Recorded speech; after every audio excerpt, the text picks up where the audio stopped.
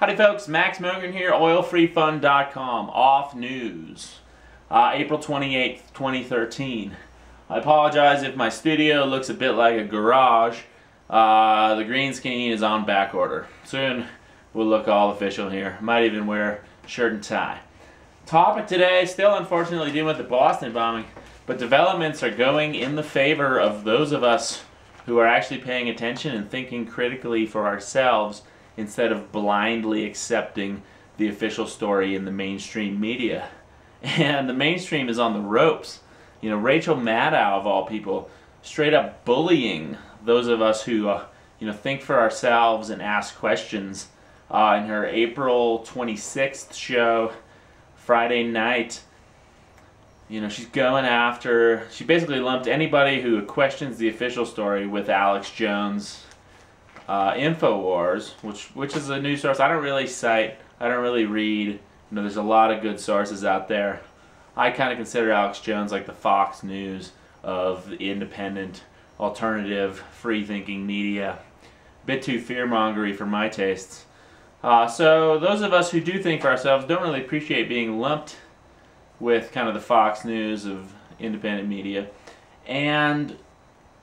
But regardless of the fact that I don't identify with the InfoWars crew, I don't appreciate anybody bullying anybody else. And that's exactly what Maddow was doing.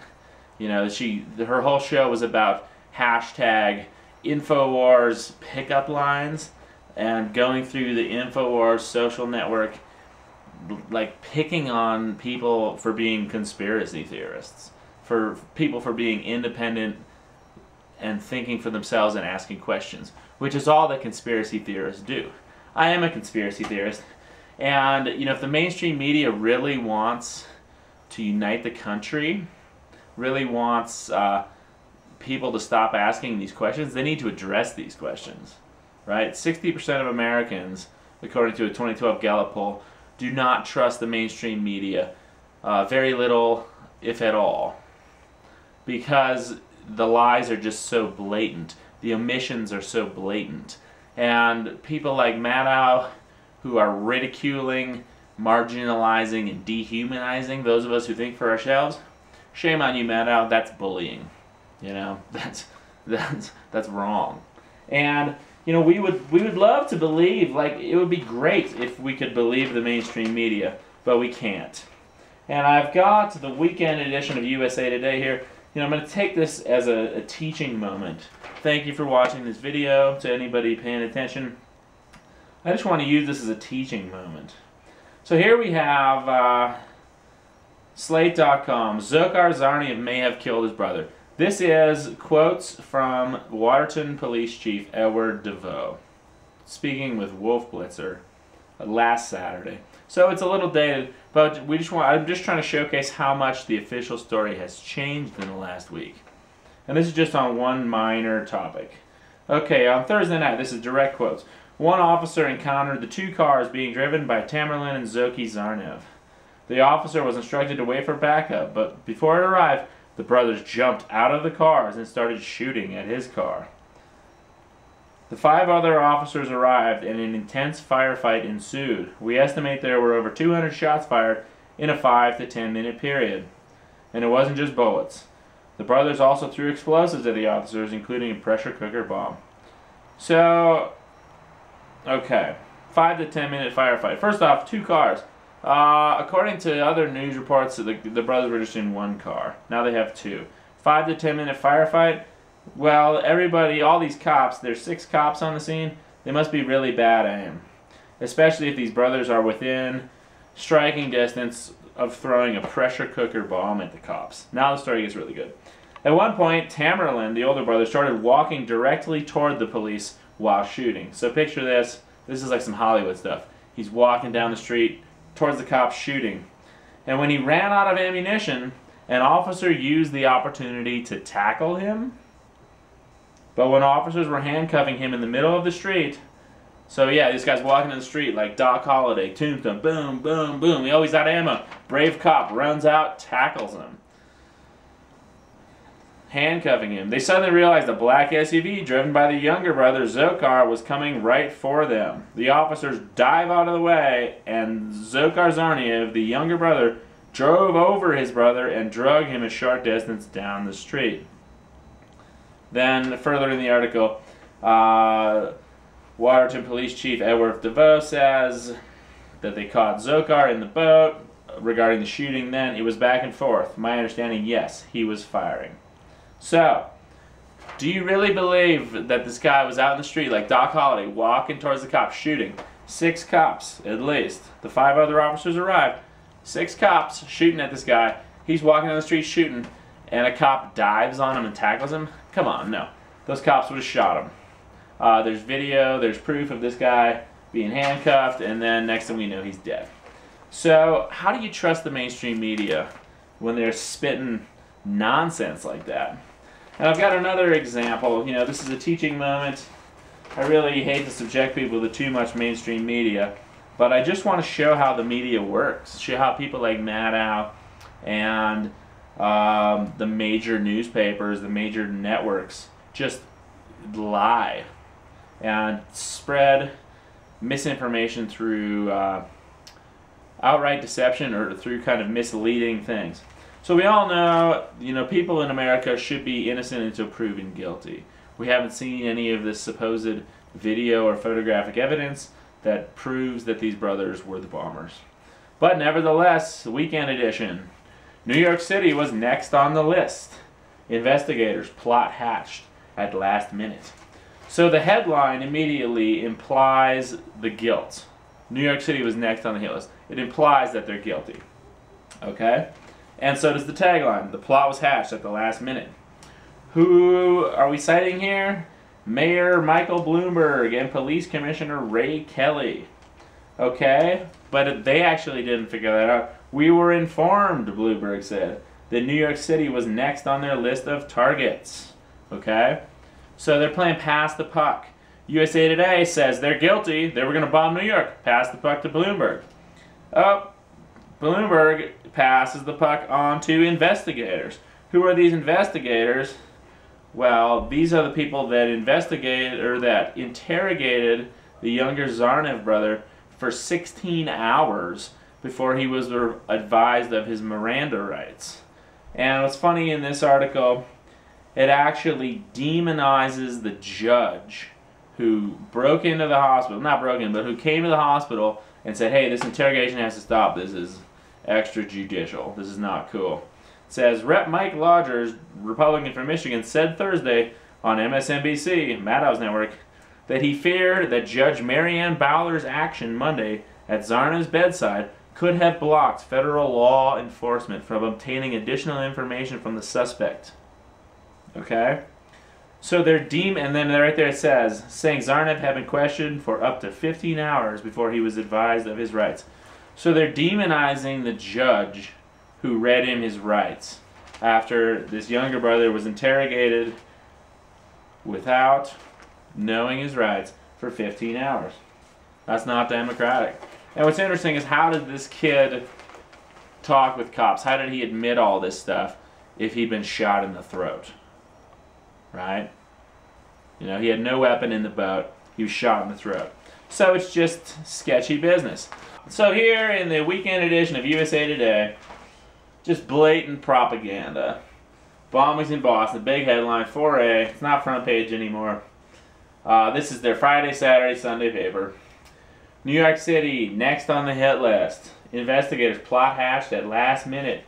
They're quoting Bloomberg, who's quoting investigators who are making statements based on 16 hours of outside the law interrogation with the younger brother who was mysteriously shot in the throat. And the article also demonizes the judge who read the younger brother, Zokar Zarniev, his rights after 15, 16 hours of interrogation. You know, that's how they lead off their coverage. Other articles in here on the same topic. You know, I'm just doing this to teach. If you're getting bored, just shut the video off. But I want to show people how the media actually works. The Zarniev brothers, just regular kids. Family members say they enjoyed normal childhood. So this article is based on interviews with the two uncles, Alvi and Ruslan Zarni, brothers, according to USA Today. The one brother, well, I should tell you right away, there's been some great muckraking journalism. I'll put links to 3 articles below by Daniel Hopsticker, I believe his name. Correct me if I mispronounced it.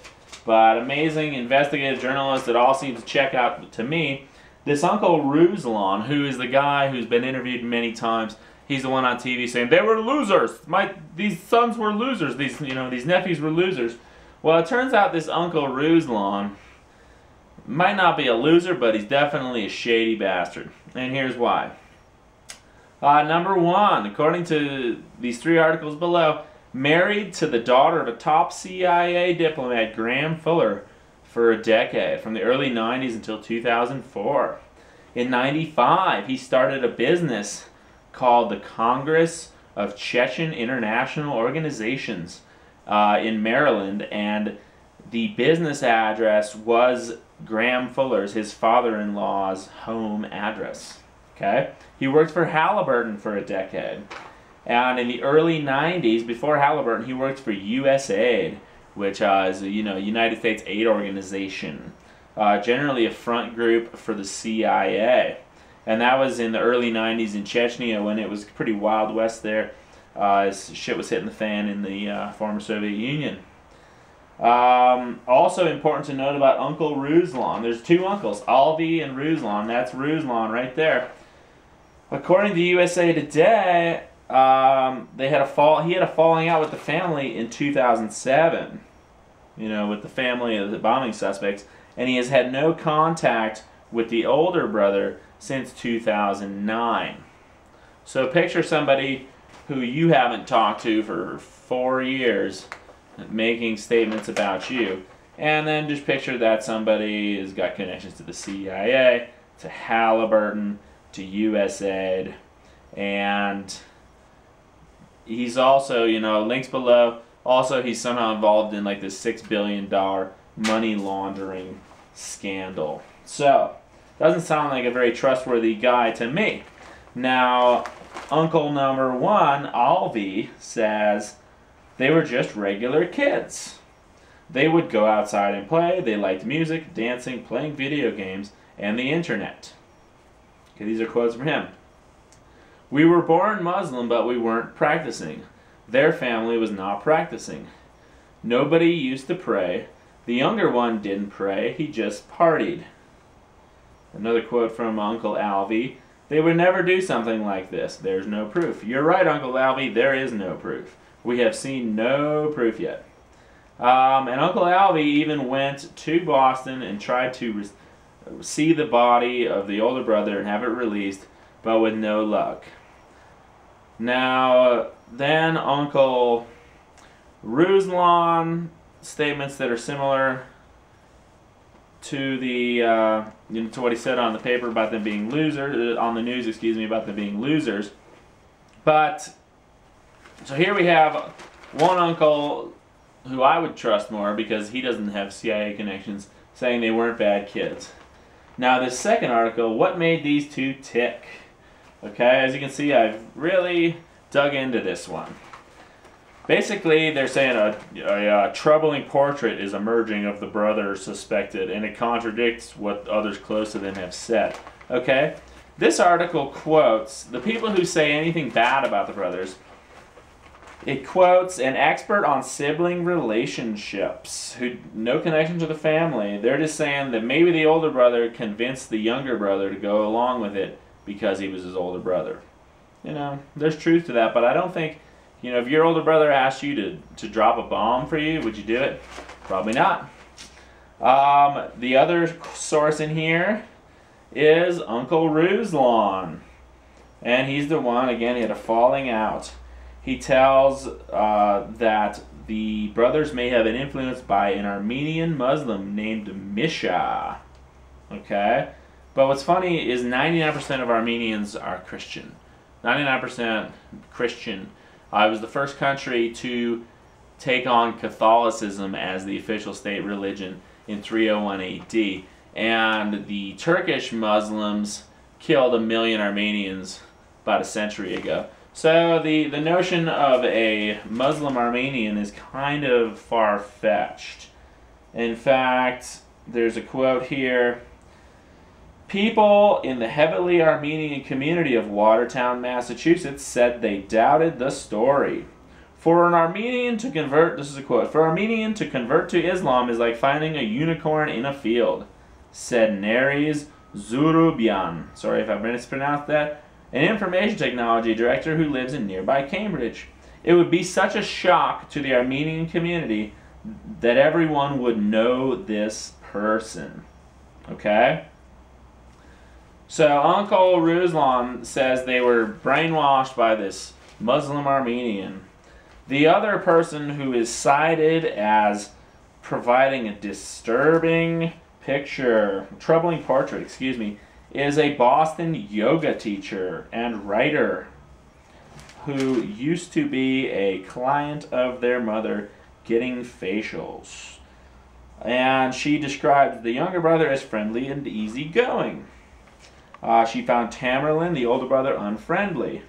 Eventually, kills her, that's the girl, the yoga teacher, wrote, she stopped getting facials after the mother started quoting conspiracy theories that the U.S. government purposefully created the 9/11 terrorist attacks to make Americans hate Muslims. Okay?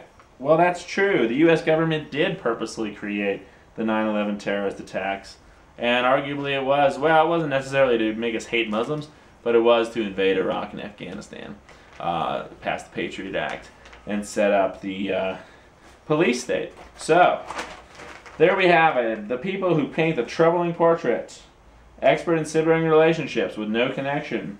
The sketchy CIA uncle and the yoga instructor. Now on the flip side, trying to be fair and balanced here, good. Who says these kids were good? Larry Aronson, a retired history teacher at Cambridge Ridge and Latin School, was the brother's neighbor and got to know Zokar while taking photos of the high school wrestling team and other school activities. It's completely out of his character, Aronson said of Zokar's alleged role in the bombings. Everything about him was wonderful. He was completely outgoing, very engaged. He loved the school. Zokar was not overtly political or religious, Aronson says. He spoke and acted just like any other high school kid. So, retired history teacher, neighbor, says there's no way this kid did it. And then his friends from college.